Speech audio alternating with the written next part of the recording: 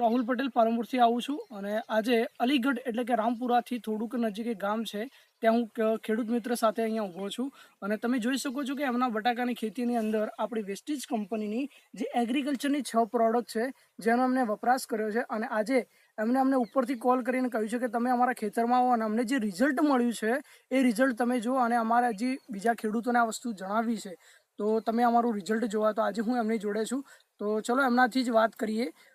દાદા શું નામ છે આપનું? પટેલ ગણેશભાઈ ધનજીભાઈ માનવાર. ઓકે ગણેશભાઈ, તમે લગભગ કેટલા વર્ષથી એગ્રીકલ્ચર એટલે કે બટાકાની ખેતી કરી રહ્યા છો?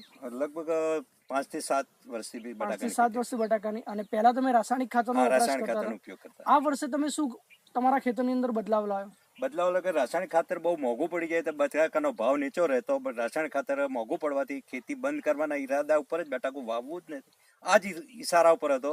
પણ આજે તમારી મુલાકાત કરવાથી આ ખાતરનો ઉપયોગ કર્યો તો રાસાયણિક ખાતરનો ખર્ચો બચી ગયો છે અને આ ખર્ચમાં અમને એના ચોથા ભાગના ખર્ચમાં ઉત્પાદન સારું લાગે છે. હજુ સુધી એની સાઈઝ પણ સારી છે, એનું લાઇટ પણ બટાકાનું સારું છે, એમ કે ઉત્પાદન સારું મળે એવી આશા છે.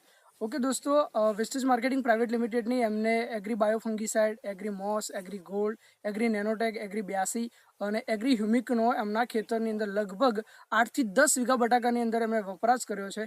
અને આજે જે રાસાયણિક ખાતરનો એમનો ખર્ચ થતો હતો એનાથી ચોથા ભાગના ખર્ચની અંદર એમને ગયા વખત કરતાં આ વખતે ઉત્પાદન ડબલ લેવાની શક્યતા એમની જોડે છે.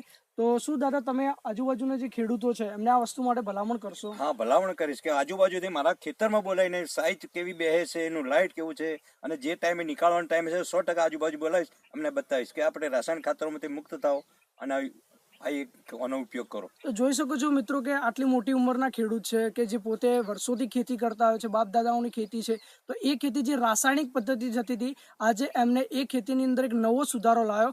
અમારી કંપની સાથે જોડાયા, જૈવિક ખેતીનો આજે એમને ઉપયોગ શરૂઆત કરી અને આજે સૌથી સારામાં સારું રિઝલ્ટ ઓનલી ફોર એમને 2 ડોઝ આપણી પ્રોડક્ટના આપ્યા છે. હજુ 2 ડોઝ બાકી છે. તો તમે વિચારી શકો છો મિત્રો કે જે માર્કેટની અંદર જે રાસાયણિક દવાઓનું વેચાણ કરતા જે દુકાનદારો છે તો એ લોકો કેટલું કમિશન અથવા એ લોકો કેટલું કમાઈ શકે છે અને ખેડૂતો આજે દિવસે ને દિવસે ગરીબ થતા જઈ રહ્યા છે.